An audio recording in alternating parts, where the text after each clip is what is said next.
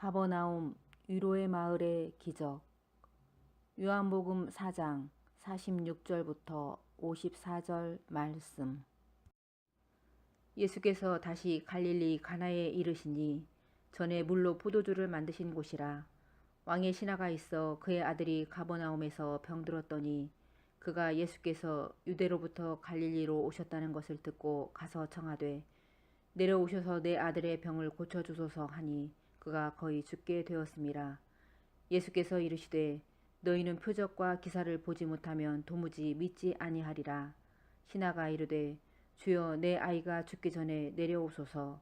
예수께서 이르시되 가라 내 아들이 살아있다 하시니 그 사람이 예수께서 하신 말씀을 믿고 가더니 내려가는 길에서 그 종들이 오다가 만나서 아이가 살아있다 하거늘 그 낫기 시작한 때를 물은즉 어제 7시에 열기가 떨어졌나이다 하는지라. 그의 아버지가 예수께서 내 아들이 살아있다 말씀하신 그때인 줄 알고 자기와 그 온 집안이 다 믿으니라. 이것은 예수께서 유대에서 갈릴리로 오신 후에 행하신 두 번째 표적이니라. 아멘. 설날이 가까이 다가오면 떠오르는 것들이 있습니다. 먼저 아이들에게는 세뱃돈. 근데 아이들만 세뱃돈 떠오를까요? 세뱃돈을 줘야 되는 어른들도 세뱃돈 이러면서 또 떠오르기도 합니다. 그리고 또 고향으로 가셔야 되는 분들은 또 차편, 고향 차편과 그리고 도로 사정이 또 이렇게 먼저 설이 되면 떠오르기도 하고요. 그리고 또 누군가에게는 설이 되면 음식 준비하면서 그 음식 걱정이 먼저 떠오르는 그런 분들도 계십니다. 그리고 또 누군가에게는요, 연휴 기간 동안 문을 여는 곳이 어디인지 이렇게 먼저 떠올려 보는 그런 사람도 있습니다. 우리 주변을 돌아보면 설 연휴 기간에도 쉬지 않고 일을 하는 분들이 분명 있습니다. 어떤 분이 떠오르세요? 버스 운행을 하시는 분들, 그리고 택시 운행을 하시는 분들, 또 지하철을 운행하시는 모든 기사님들, 그리고 또 어떤 분들이 있죠?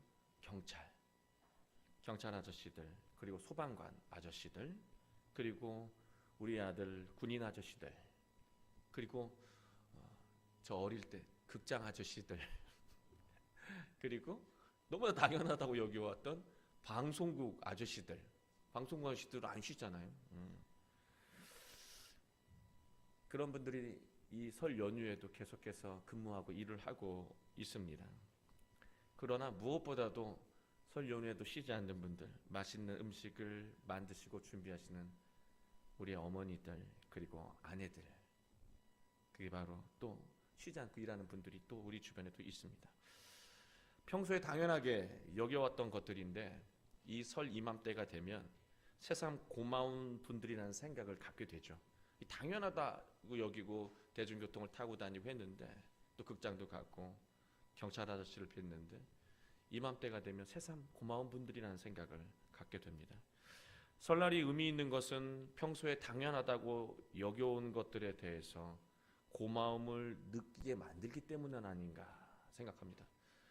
가족하고 살다 보면 가족의 고마움을 몰라요. 같이 묻혀서 살다 보면. 그러나 설날이 돼서 이렇게 옹기종기 모여서 오손도손 시간을 가지고 이야기하다 보면 난 정말 행복한 사람이구나라고 하는 것을 새삼 확인하게 되고, 또 부모님에 대한 또 고마움도 느끼게 되고요. 그리고 또 여러 것들에 대한 감사를 느끼게 되기 때문에 설날이 참 의미 있는 것이 아닌가라는 생각을 해보게 됩니다. 우리가 권리라고 여겨왔던 것이 고마움으로 바뀌고, 당연하다고 여겨왔던 것이 은혜로 바뀌는 것, 세상을 바라보는 시선이 바뀌는 것, 이것이 바로 성경이 말하는 기적입니다. 당연하다고 여겨왔던 것들이 고맙고 감사하는 것, 그리고 은혜로 보이기 시작하는 것, 그래서 세상을 새로운 관점으로 보기 시작하는 것, 그게 바로 성경이 말하는 기적입니다. 며칠 전에 제 아내와 함께 영화를 봤습니다. 영화 제목은 가버나움이라고 하는 레바논 영화입니다. 좀 생소하죠? 이 영화는 평소 당연하게 여겨온 것들에 대해서 다시 생각하게 만드는 영화였습니다. 평소 너무 당연하게 여겼던 것들을 새롭게 다시 생각하게 만드는 영화였다는 말씀입니다. 영화의 이 주인공은 어린아이예요. 12살 정도인데요. 예랑이보다 조금 한두 살 많을 정도, 키는 크진 않더라고요. 그 정도 되는 아이의 이야기입니다. 영화는 첫 장면부터 충격적입니다. 어린 주인공이 감옥에 들어가기 위해서 이 신체 검사를 하는 장면부터 영화가 시작됩니다. 영화의 배경은 레바논인데요. 뭐 도시는 좀 막 차도 많고 비슷비슷하더라고요. 어느 중동 지방이나. 근데 이제 이 극빈층이 사는 이 공간은 우리나라 한 60년대라고 봐야 될까요? 막 판잣집 같은 데서 살아요, 사람들이. 그리고 물도 나오지 않고 하수 시설도 없습니다. 그런 데서 가난하게 또 배고픔으로 살아가고 있습니다. 이 주인공이 자인이라고 하는 어린 친구인데, 이 남자 친구인데, 이 자인이라고 하는 주인공은 동생들이 많아요. 뭐 젖먹이 동생부터 얼마나 또 애를 많이 낳는지 우리 60년대 생각나. 애가 그냥 줄줄이 막 6, 7명이 제 기억도 안 날 정도로 그렇게 많아요. 화면을 보면 동생들이 많이 있습니다. 부모는 여러 아이들을 이렇게 낳는데 전혀 양육하지 않습니다. 오히려 아이들을 길거리에 내몰아서 놀게 하다가 때가 되면 일을 시키는데 별걸 다 갖다 팔기도 하고 뭐 마약도 팔기도 하기도 하고 별걸 다 팔게 해요. 그래서 돈을 벌어오게 그렇게 만듭니다. 그렇게 살아도, 그렇게 아이들을 이렇게 부려먹으면서 살아도 방세가 밀리는 것을 감당할 수가 없는 거예요. 그래서 부모가 고민하다 끝에 어떤 방안을 생각하냐면, 이 자인이라고 하는 친구가 12살인데 그 아랫 동생이 11살이거든요. 그 여자 아이를 주인집, 이 성인 남자예요. 성인 남자에게 시집을 보내서 방세를 해결하는 것으로 그렇게 이제 머리를 쓴 거예요. 동생이 이 말도 안 되는 상황에 팔려가는 것을 보고 이 12살 이 소년이 막으려고 해봤지만 부모님을 막을 수가 없어요. 그 충격이 너무 커서 자인은 집을 가출합니다. 길거리를 헤매는데 이 어린아이가 뭐 먹을 것도 없고 완전히 거지꼴로 온 길거리를 헤매고 다닙니다. 근데 우연히 만난 사람이 있어요. 그게 누구냐면 레바논 사람이 아니고 아프리카에서 불법 체류로 일하러 온 라일이라고 하는 여성이었습니다.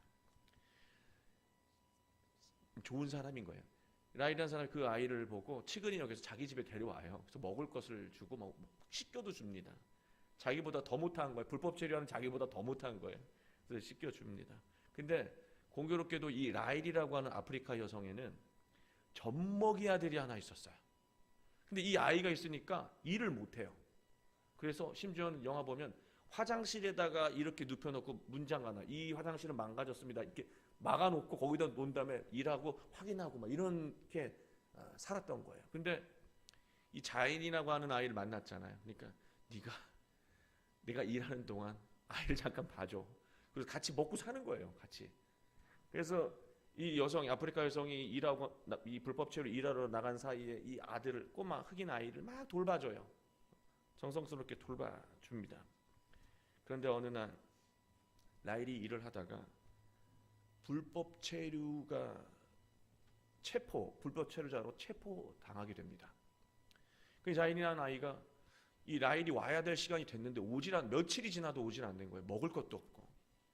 왜 안 오는지 영문도 모른 채 지금 이 꼬마 아기, 이 아이는 어느 정도라고 보시면 되냐면 하윤이보다 더 작아요. 젖먹이에요. 정말로. 젖을 먹어야 되는 아이인데 이 아이를 예랑이가 막 본다고 생각하시면 거의 이 이미지가 맞을 것 같아요. 너무나 난처한 것이죠. 기다리고도 오지 않으니까 막 흙도 주워 먹고 막 그래요. 그래서 이 아이가 걱정스러워서, 제 설교에는 수레라고 썼지만 사실 수레가 아니고요, 찜통 있잖아요. 버린 찜통 큰 거, 거기다가 담아요, 아이를. 그래서 옆에 이 판자촌 집에 있던 아이의 이 스케이트보드를 뺏어가지고 끈으로 묶고 질질질질 이 수레처럼 끌고 가는 거예요. 어디로 가냐면 혹시 먹을 것이 있나 뒷골목을 이제 도시 뒷골목을 헤매고 다니는 겁니다. 정말 생각만 해도 아슬아슬하시죠. 도시에 있는 모든 어른들이 이 두 아이 있잖아요. 예랑이가 하윤이만한 아이를 질질질질 끌고 가는데도 아무도 무슨 일인지 관심을 갖지 않습니다. 그렇게 지내다가 영화는 나중에 힘들게 이제 자인이 집에 돌아오게 됩니다.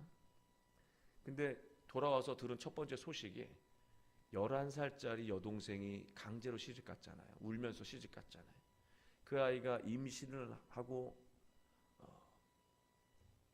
얼마 안 돼서 임신 중독으로 죽은 거예요. 너무 이 어린 소년이 너무 화가 나서 집에 있는 칼을 들고 그 남편, 무책임하게 보살핀 남편에게 칼을 휘두르다가 이제 영화 첫 장면이 그 장면인 거예요. 감옥에 가게 됩니다. 그래서 감옥 생활을 하던 아이가 부모를 고발하는 것으로 이제 영화가 이제 정리가 되거든요. 자녀들을 돌보지 않는 부모를 당국에다가 고발하는 것으로 영화가 이제 마무리가 되어 갑니다. 돌봄을 받아야 하는 아이들이 길거리에서 위험한 순간을 지날 때마다 차가 막 싱싱 날리는 거예요. 가슴이 철렁해서 얼마나 영화를 신중하게 잘 찍었는지 부모된 입장으로 그걸 보는데 옆에서 집사람은 계속 울고 저는 불안해가지고 힘이 빠지더라고요. 영화를 다 보니 너무 막 걱정돼가지고 너무 힘들었습니다. 근데 영화 마지막 장면은 이제 아이가 감옥에서 나오면서 이제 새 생활 나갈 이 채비를 하면서 사진을 찍는데 가만히 이러고 있으니까 자인 웃어야지. 그래서 씩 웃어요. 근데 웃는 장면으로 사진이 딱 찍히고 영화가 마무리됩니다. 어떻게 보면 희망을 남겨주는 것이죠. 최악의 환경에 놓이더라도 이거보다 더 최악은 전 처음 본 것 같아요. 영화 안에서 그런지. 최악의 환경에 놓이더라도 삶을 부정하지 않고 묵묵히 받아들이는 이 어린 주인공의 모습을 보면서 제 자신이 너무나 부끄럽고 또 미안하고 고마웠습니다. 배우들은 실제로 그런 삶을 살고 있는 난민들이었습니다. 여러분, 세상에서 가장 부끄러운 감사가 있습니다. 가장 부끄러운 감사. 그것은 타인의 불행을 보면서 그래도 나는 낫다. 뭐 이런 거 있잖아요. 재난을 통해서 누가 죽었는데 그 시간에 내가 차가 막혀서 안 가서 난 살았다. 가장 세상에서 부끄러운 감사가 타인의 불행을 통해서 지금 자신의 상황과 형편에 감사하는 것. 그게 가장 부끄러운 감사입니다. 저는 영화를 보는 내내 제가 누려왔던 삶들, 가족, 내가 함께하는 가족들, 그리고 저를 아껴주시는 우리 성도들, 그리고 저의 이 친구들, 주변 사람들을 떠올리면서 부끄럽지만 감사했습니다. 전 영화를 보면서 왜 하필 가버나움일까 생각했습니다. 제가 자료를 좀 찾아보니까 레바논은 중동 지방이잖아요. 기독교인이 절반이에요. 이상이에요. 좀 특이한 나라죠. 다 이슬람이어야 될 것 같은데 기독교인이 절반 이상이고요. 그리고 또 중요한 거는 제가 영화를 보다가 목살에서 그런가 봐요. 굉장히 빠른 도시를 쫙, 이 슬픈 도시를 잡는데 하얀 십자가 가운데 딱 있는 게 저는 보더라고요. 그거를. 근데 왜 하필 가버나움이라고 과거 지명 이름을 이렇게 됐을까? 가버나움은요, 예수님이 구원 사역을 첫 번째 시작하신 곳이 가버나움입니다. 그리고 가련한 사람들을 위해서 수많은 기적을 일으키시는 곳이 가버나움이에요. 헬라어는 카파르나움인데 가버나움입니다. 오늘 본문을 보시면 가나 혼인잔치 기억하시죠? 물을 포도주로 바꿔주셨던 그 기적, 다 거기가 거기인 도시예요. 거기서 직후에 일어난 사건이었습니다. 예수님이 가난과 아픔에 신음하는 사람들에게 놀라운 기적으로 기쁨을 주고 있다는 소식이 온 땅에 가버나움, 그 가나 근처까지 다 퍼진 거예요. 그 소식을 가버나움에서 살고 있는 신하가, 왕의 신하가 들었습니다. 그에게는 설레는 소식이었어요. 왜냐? 왕의 신하에게는 병이 들어 죽어가고 있는 아들이 있었기 때문입니다. 신하는 죽어가는 아들을 살리기 위해서 예수님의 기적이 필요했습니다. 여러분도 올해도 기적이 필요한 부분들이 있죠. 내 한 분만 이루어질 줄 믿습니다. 여러분 올해 꼭 이루어져야 될 기적이 있으시죠? 욕심도 많으셔. 또 이따 말씀을 드리겠지만 기적은 평소에 일어나지 않는 것이 일어나는 게 기적 아닙니까? 기적이 필요해요. 죽어가는 아들을 살리기 위해서 왕의 신하는, 아버지는 예수님의 기적이 필요했습니다. 예수님을 만나러 왔습니다. 가버나움에서 찾아왔죠. 그리고 예수님에게 자기 아들의 형편을 말하고 고쳐달라고 간청합니다. 그리고 말하는 것이 뭐라 그러냐면 가버나움으로 가시죠. 예수님, 제 아들, 죽어가는 제 아들이 있는 가버나움으로 저와 함께 가시죠 라고 부탁을 합니다. 그런데 예수님은 가버나움이야 집이? 그래 가자 라고 대답할 것 같은데 전혀 다른 뉘앙스의 말씀을 신하게 합니다. 48절 한번 볼까요? 가버나움으로 가자 라든가 아니면은 이대로 살아라 뭐 약이다 뭐 주든가 해야 되는데 전혀 다른 결의 말씀을 하신다는 거예요. 48절 우리 함께 함독하겠습니다. 시작. 예수께서 이르시되 너희는 표적과 기사를 보지 못하면 도무지 믿지 아니하리라. 지금 아들 살려달라고 하는데 표적 얘기하고 기사 봐야 믿냐 이런 이야기를 하고 계시다는 거예요. 그래서 신하는 말합니다. 49절 다시 예수님이 다른 엉뚱한 얘기 하시는 것 같아서 다시 얘기하고 있어요. 신하가 뭐라고 그러냐면 49절 우리 함께 다시 읽겠습니다. 시작. 신하가 이르되 주여 내 아이가 죽기 전에 내려오소서. 지금 무슨 얘기 하시는 겁니까? 가자고요. 가버나움으로 가시자고요. 그 얘기를 다시 하고 있습니다. 예수님과 아버지의 대화 속에서 우리는 중요한 사실을 발견하게 됩니다. 지금 예수님은 지금 아이 살려주겠다고 하는 것이고 아버지는 아이를 살리자고 하는데 자기 생각에는 엉뚱한 얘기로 좀 들리고 지금 그런 큰 차이가 있다라고 하는 거예요. 예수님이 하신 말씀의 뜻은 믿음이 있으면 눈으로 확인하지 않아도 치유와 회복, 기적이 일어난다는 거예요. 믿음이 있으면 아들이 치유되는 것, 삶의 기적은 믿음에서 시작된다고 말씀하신 겁니다. 반면 아이의 아버지의 논리는 뭐냐면 예수님이 직접 말씀하지만 하지 마시고 예수님이 직접 가셔서 어루만지시든지 주무르시든지 뭐 안아주시든지 좀 가서 뭔가를 하셔야 아이가 나을 것 같다는 거예요. 그러니까 가버나움으로 가셔야 된다는 거예요. 아버지 이야기는 예수님이 실제로 계시지 않으면 우리 인생에 아들 인생에 아무 일도 일어나지 않으니까 가시자는 거예요. 아버지가 지금 말하고 있는 것이 오늘날 기독교인 우리의 신앙 아닙니까? 우리가 어려움을 겪을 때마다 곤경에 처할 때마다 나는 능력이 아무것도 없습니다 라고 하면서 막연하게 시간 끌고 있는 게 우리 마치 그게 기도라고 여기지 않습니까? 이것저것 제 뜻대로 하자 이 얘기가 아니고요. 나는 몰라요. 그냥 해주세요. 자녀 문제가 있어요. 해주세요. 남편 문제가 있어요. 해주세요. 아내 문제가 있어요. 해주세요. 너는 뭐 하는데? 저는 아무것도 못해요. 삶이 어려운데 해주세요. 너는 뭐 할 거야? 나는 못해요.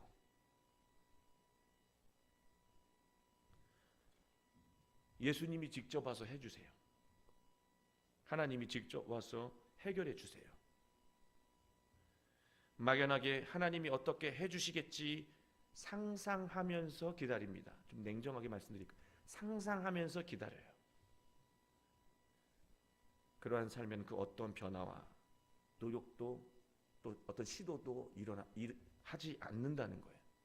자신의 삶을 위해서 어떤 노력도 시도도 하지 않는다는 것이죠.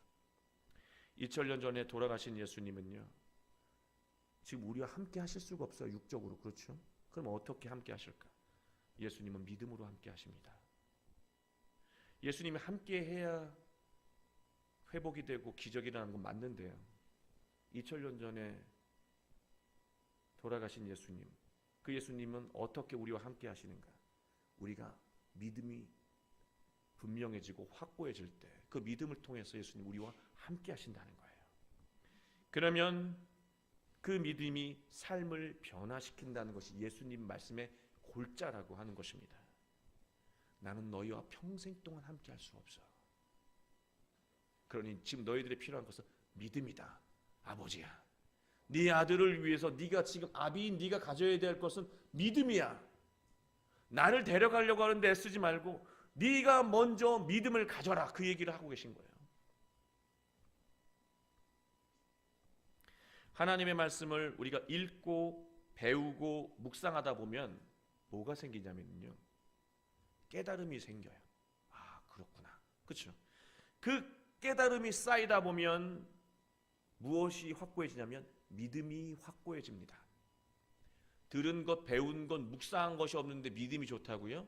그거 아까 말한 대로 막연한 거예요. 말씀을 듣고 이해하고 또 때론 되묻고, 그래서 마음속에 오늘 찬양처럼 새겨진 말씀이 위기의 순간 속에서 떠올라서 확고한 신념으로 다시 자리하고, 그러한 믿음이 우리의 삶을 변화시키고 지금까지 우리 삶에 없었던 놀라운 기적을 일으킨다라고 하는 말씀을 예수님이 지금 하신 겁니다. 올바른 믿음은 당연하게 여겨왔던 것들을 새로운 시선으로 다시 보게 만듭니다.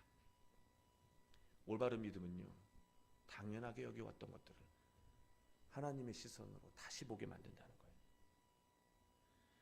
부부는 당연하게 살아가고 있다라고 여겼지만요,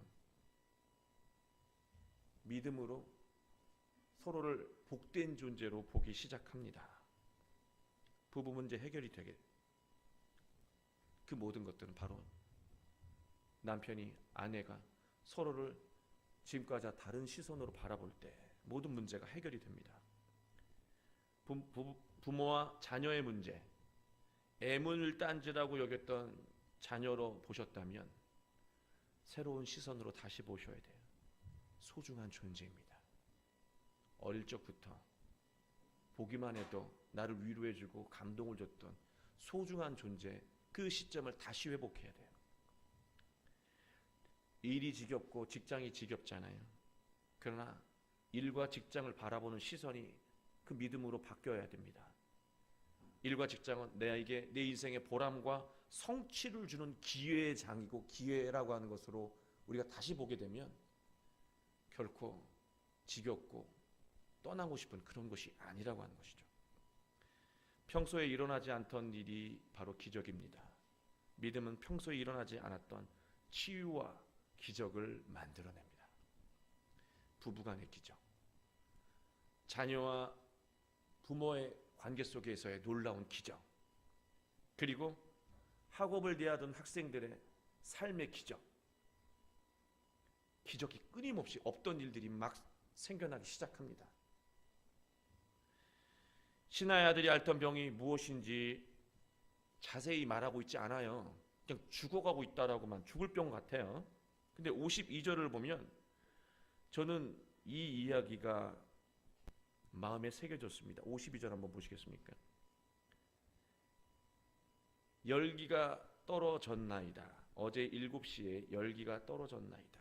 다른 건 모르겠는데요, 열이 무척 높았다라고 하는 거는 확실하죠. 그렇죠? 분명합니다.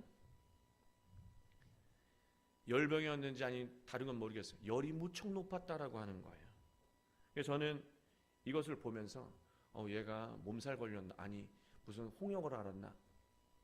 성경에서 말하는 병은요, 생체학적인 병리 현상 아니에요. 진짜 무슨 질환 이런 얘기하는 게 아닙니다. 성경에서 말하는 병은 모두가 다 영적인 상태를 의미합니다. 그렇지 않으면 아무 가치 없어요. 혈류병이라는 병 자체가 없어요. 11년 동안 피 흘리면 사람 살 수가 없어요.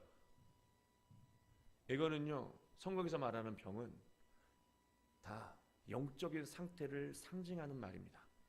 그리고 아들이 어디에 있다 그랬죠? 벌써 까먹으신 거예요? 가버나움. 이 아들은 가버나움을 상징하는 존재입니다. 그러니 아들의 상태는 열을 앓고 있는 아들의 상태는 가버나움의 영적인 상태를 대변하는 거예요. 그러니 다시 말해서 가버나움이 병들어 있다라고 하는 것입니다. 근데 열을 앓고 있다는 거죠. 저는 이 본문을 보면서 느낀 게 있어요. 화가 나 있구나. 가버나움 사람들 모두가 대부분 자신의 삶을 원망하며 화가 나 있구나. 불화자, 화가 나 있구나. 화병이 나 있는 거예요. 다. 자신이 기대하거나 원하는 대로 되지 않으면 사람이 뭐가 나요? 화가 나죠. 내가 원하는 게 있고요, 바라는 게 있어요. 근데 그게 이루어지지 않으면 어떻게 해요? 화가 나요. 분노가 커질수록 원망과 불평이 많아집니다. 화가 나면 원망과 불평이 많아지고, 원망과 불평이 많아질수록 아무것도 제대로 하지 못하게 돼요. 여러분 화가 많이 나면 화나 죽겠는데 일은 정말 잘 돼 그러시나요? 웃으시죠. 화가 나면 아무것도 하고 싶어지지 않는다는 거예요.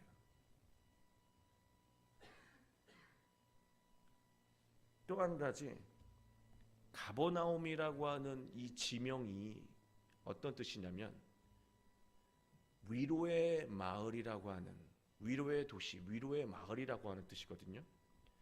화가 난 사람의 특징은 주변이 자신을 이해하고 위로해 주기만을 바란다는 거예요. 화를 내는 이유가 뭘까요? 나를 이해해 주고 위로해 주길 바란다는 거예요. 위로의 마을.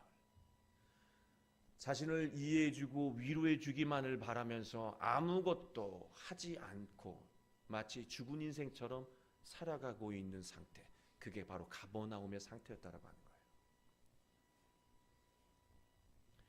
영화 속 주인공의 자인, 가버나움에서 살아가고 있는 이 어린아이, 세상에 대해서 화가 나 있었고, 자녀만 낳고 돌보지 않는 부모에 대해서 화가 나 있었습니다. 그 아이는 서서히 죽어가고 있었던 거예요. 우리 사회를 보더라도 속상하고 화나는 일이 얼마나 많습니까? 부부간의 문제 때문에 화가 나 있고, 자녀 때문에 늘 화가 나 있고, 나라의 교육 문제 생각하면 또 화가 나 있고, 정치인들 생각하면 또 화가 나고, 경제 어려운 거 생각하면 또 화가 나고, 대기 환경 생각하면 또 화가 나고, 교회까지 생각하면 또 화가 나고.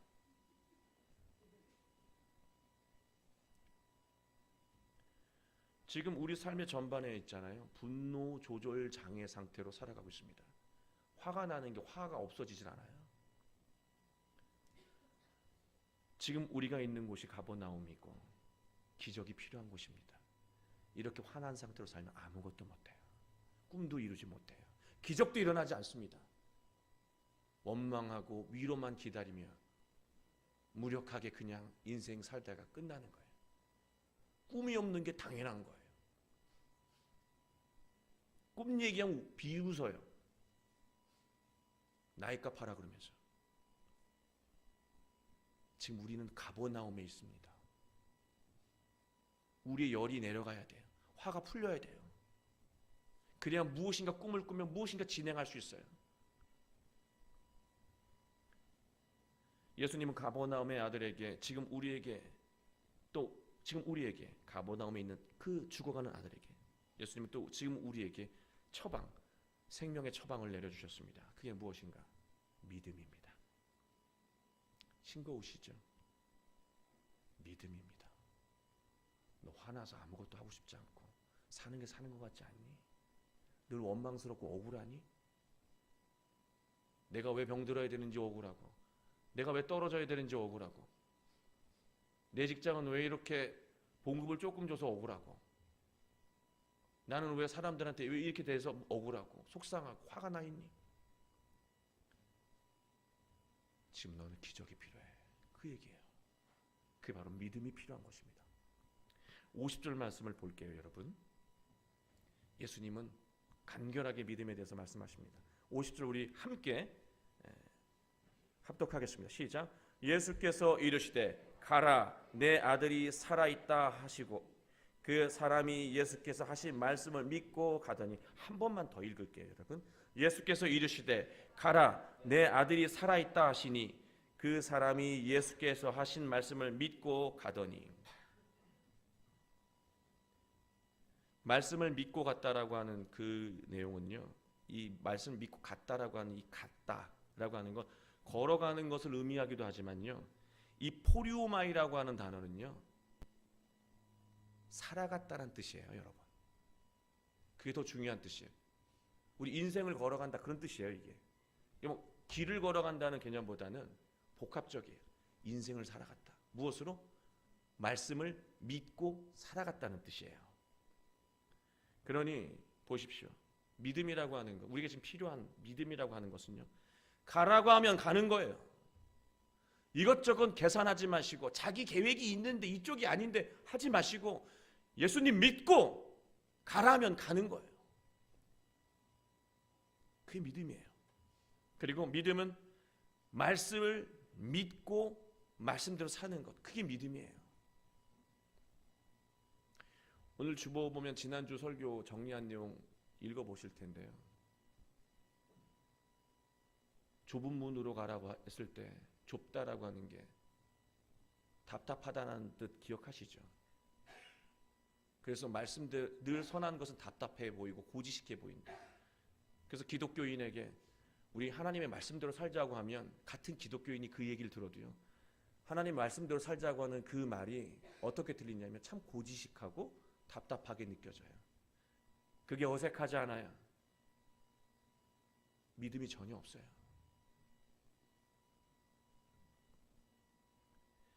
가라면 가는 거예요. 말씀을 믿고 살라면 사는 거예요. 바로 거기에서 지금까지 우리 삶에 없었던 놀라운 변화와 기적이 일어난다는 겁니다, 여러분.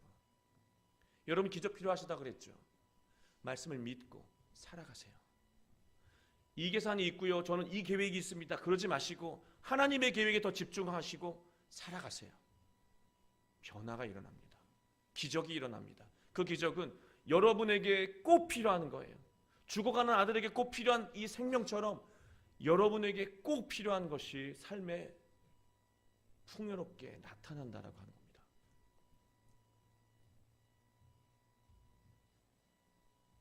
지금 우리에게 필요한 기적은 믿음으로 살아갈 때 일어납니다.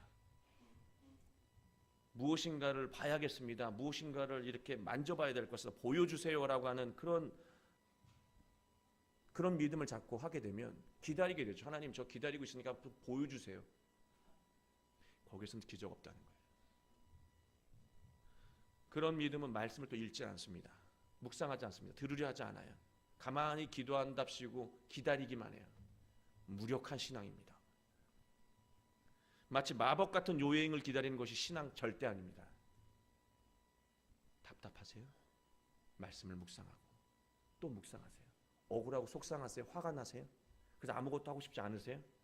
말씀으로 돌아가서 또 묵상하고 깨달음이 쌓일 때까지 또 묵상하고 또 묵상해서 믿음이 견고해졌을 때 그 믿음을 가지고 한 걸음 또 한 걸음 내딛으십시오.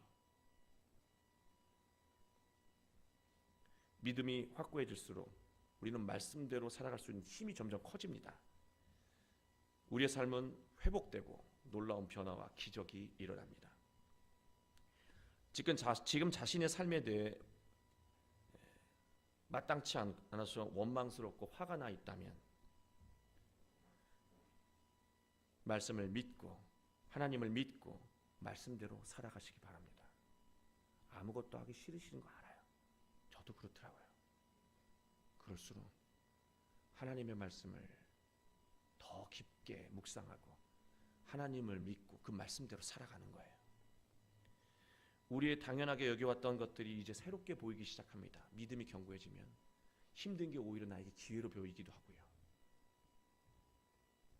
말 안 듣는 자녀가요, 저 녀석 저고집이면 인생 흔들림 없이 살아가겠구나라고 하는 그 자신감으로 보여지기도 해요. 새로운 게 보이기 시작합니다. 그리고 우리의 삶은 고마움이 가득해져요. 믿음이 굳건해질수록 내가 이렇게 누리고 살아가고 있구나. 고마움이 가득해져요. 여러분, 고마움과 감사함이 충만해지면 생겨나는 게 있어요. 삶이 치유됩니다. 고마움과 감사함이 풍성해지면 억울하다고 여겼던 것, 속상하다고 여겼던 것들이 치유되기 시작하면서 기쁨이 생기고 무엇인가 내가 꿈을 가지고 도전해야겠구나라고 하는 그런 어떤 도전 정신으로 변화된다는 거예요. 삶이 이렇게 회복이 되잖아요. 그러면 놀라운 능력이 드러나기 시작합니다. 그리고 지금까지 지체되어 왔던 꿈이 연글기 시작한다는 거예요. 설날에 이제 곧 설날이 오는데 가족들 만나시잖아요.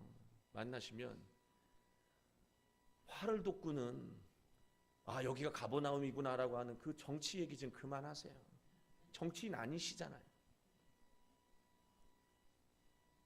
그리고 누구 남편이 어쩌니 아내가 이런 자식 이런 얘기 하지 마세요. 가버나움으로 만들지 마세요. 믿음의 눈으로 마음을 다시 가다듬고 내가 얼마나 많은 것을 누리고 은혜 가운데 살아왔는지 기뻐하시면서 그 기쁨과 고마움을 나누시기 바랍니다.